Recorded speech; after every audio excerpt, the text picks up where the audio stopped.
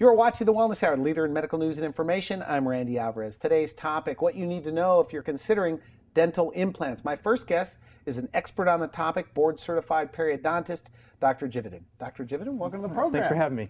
Let's begin with your background and training. I said you're an expert on the topic. How long have you been in and around dental implants, by the way? I've been a periodontist for 24 years. 24 years. What is that specialty, periodontist? A periodontist is a dental specialist in the diagnosis and treatment of diseases of the supporting structures of the teeth, namely the gum tissue and bone tissue, and also in the planning and placement of dental implants. All right. Now, you also are board certified in oral implantology. Yes, there is there's an organization called the American Board of Oral Implantology that attempts to certify a specific level of expertise in the field. And in fact, they're trying to establish implantology as a recognized specialty with the American Dental Association, which it is not currently. Okay, but it's additional training. That's correct. There's only a few hundred individuals in the United States that have that certification. That have gone through that. Now, you know, I always tell people, they say, you know, Randy, who do I see for this and who do I see for that? And I always say, look for a specialist. And we talked off camera that, you know, you're a periodontist, that it's about the same price wherever you go to get dental implants, whether it's a general dentist or a specialist. Like, yes. Is that fair to say? Yes, I tell people that are looking for a dentist to perform implants in a given area. I have to say that I'm biased towards them seeing a surgical specialist in a recognized surgical specialty such as periodontics that also has additional credentials, perhaps being board certified also in dental implants. Now, in the town you were in, you know, we talked on the phone.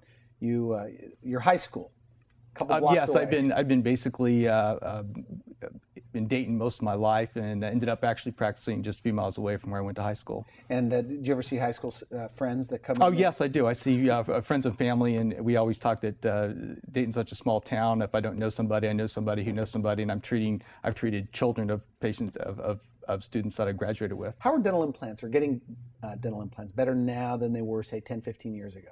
Well, dental implant treatment has advanced by advances in implant design, use of more sophisticated imaging techniques such as in-office CT scanning, just having clinical trials that have shown that we can actually put crowns or teeth on the implants sooner so they can be eating sooner.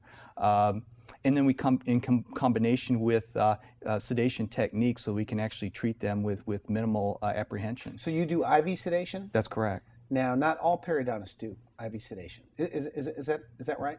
Right. There's additional training that dentists have to go through to become certified to be able to do IV sedation. The big benefit of IV sedation is that patients that have heretofore been scared to go back to the dentist because they're scared of pain, of injections, and at least remembering all that, we're able to treat them in a manner that they don't even remember, you know, having treatment. So it's safe, IV sedation. Oh, yes, it is. Are they, I mean, is that a big part of your practice? People say, I want. Oh, yes. I mean, you could place an implant with the so-called Novocaine or local anesthetic, but when that's combined with IV sedation, it leads to, I hate to say pleasurable experience, but something close to that. Okay. And when they don't remember anything and they think that a 2-hour procedure is only 20 minutes long, I mean, you can't really argue with those type of benefits. But they sound very painful. I mean, the process must be painful. Yeah, the concept of drilling into the bone and putting a screw in the bone certainly sounds horrible. Okay, but the truth is the opposite, is that it's probably one of the least painful procedures that we do, and patients are pleasantly surprised by the minimal amount of pain and the fact that when they do have some discomfort, it's typically controlled with medications such as ibuprofen. Really? So the next day, what do they say? They typically, when they come back in for their next visit after surgery, I asked them how much pain medication. They said they usually took a few ibuprofen, and that was it. What about age ranges of people getting dental implants these days? Oh, we see patients in their adolescence that are maybe congenitally missing teeth, to patients, my oldest patient was 92 years old that I placed implants in. Why would a 92-year-old want to get dental implants? Well, she was wearing a partial that was grabbing onto a couple of teeth that actually broke off, and she told me that she said, Sonny, at my age, I have two pleasures in life, and that's talking and eating, and I can't do either one the way she was right at that time. So I placed a couple of implants so that she can have a denture that snaps in and snaps out, and she was very happy with the result. After you get implants in, how soon can you eat? Typically, you can eat a softer diet right away. Okay. But most of the time there is a period of time where you are on a softer diet before you actually end up chewing. Like a few weeks out? Typically, a person's on a softer diet for a couple weeks, and then they can gradually chew. Eat meat. Right, depending on Chicken. the exact clinical situation, they can be able to Okay. chew harder foods as the healing process is. Now, and knowing that I was going to have a periodontist here today, I've asked around, and a few people say, well, it takes about a year, though, is the big problem. And, I talked to you on the phone. You said that's really not the case anymore. Yeah, And why is that? I mean, help me understand, why is it quicker now?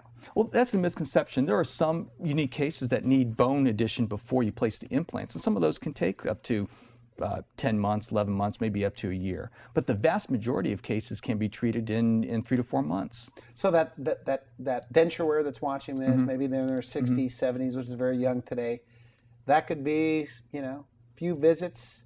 Absolutely. If everything goes right?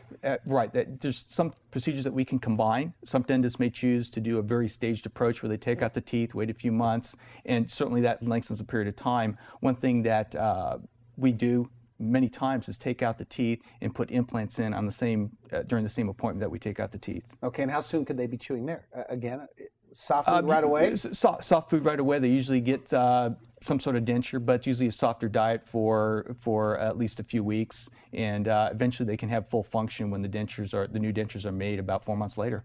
Okay, you say, and I've got a lot of questions for the about the denture wear and how they could benefit. But you say you're changing people's lives, and you brought some photos. So what am I looking at there? Well, you're looking at a patient that has an existing upper denture that he has no complaints with. He has lower teeth that have decay, has periodontal disease, and some soreness, and for which that we don't have any options except to take out the teeth. Okay, so those teeth had to go. Yeah, he didn't have a choice. We again, as I said before, we try and save teeth when we can, but it really wasn't possible in this particular case. So we had to take the teeth out, and he didn't have any options to save his teeth. However, once the teeth are out, which has the advantage of stopping periodontal disease definitively. Okay. Which is what? That's the gum disease? That's the gum disease. That's the periodontal infection. That's correct. That's an infection. That's a painless infection around the teeth that resorbs bone. Again, so usually when it's you painless. remove the teeth, yes, the infection goes away. that's correct. Okay. And we were able to place a couple of implants. So that's a lower, I'm looking at the lower jaw. You're looking at the lower jaw with 2 implants for a denture that can snap in and snap out. It's retained by the implants themselves there. And you could see that the gum is healthy. There's no evidence of periodontal disease. Hard to believe that's the same gums. It's the same patient. He's able to wear his lower denture. It doesn't move around anymore. In fact, this patient is probably, I think I did treatment on him over 5 years ago, and I do see him for checkups. In fact, I saw him last week, as a matter of fact. Okay. And he told me it's something that he never regrets not doing it. He's just so thrilled with the so result. This is, okay, so you put the implants in the bottom, Yes. and then they have like a snap in, Right. snap out. Right. It kind of clicks in place, and they're able to, it provides substantial stability to their denture that they never had with the denture. In fact, we were able to take his teeth out and put the implants in the same day, as I may have mentioned. Same day. Okay. Now, you say that you use a test drive example, that if everybody were to try this out, like denture wearers came in for a tryout, they couldn't go back. Yes. Elaborate on that. Well, there's compared to having no teeth at all, or having a lower denture that doesn't have any implants, to test drive an implant for a weekend and come back and say take the implants out, I would have no patients that would tolerate me taking their implants out. But if it's as good as you say it is, okay, and would you say there's thousands in Ohio that are denture wearers, upper lower denture? Around not only in Ohio but around the world, it's thought that if everybody came in for denture treatment, dentists would be bombarded with patients, would be able to treat everybody. Okay. There's tons of people that need this type of treatment. Okay, but if it's as good as you say it is, why aren't they all doing it? If just 2 dental implants can give somebody something that's fixed, or snap in, snap out, why don't they do it? Well, Randy, what's your take on that? A couple of different reasons. One is I don't think they're aware of the options, but I also suspect that these patients are so tired of going to the dentist. They've spent a lot of money with their existing teeth. They've had filling after filling, then a root canal, and then sometimes the root canal tooth breaks, and they have infection from that, and they get to a point where they have a few good remaining teeth, and they're just so relieved just to have their teeth out. So the last thing they want to do, I guess, is to go back to the dentist. Right, and then they're with some of the fear factor, on top of that they just don't end up, they disappear from dental offices. So they don't know offices. their options. So denture wearers don't go to the dentist, I guess. Correct. Once they have their teeth out, typically they disappear from dentistry. When you look at the after, you could see the lower teeth look better. And you could see that even when he smiles, and he's learning how to smile again. But unfortunately, being that he's had an upper denture for a very long period of time, he's lost some muscle tone in his upper lip. And that happens as we age naturally, but it happens prematurely when people lose their teeth. Do these people come to you and admit things like they don't smile?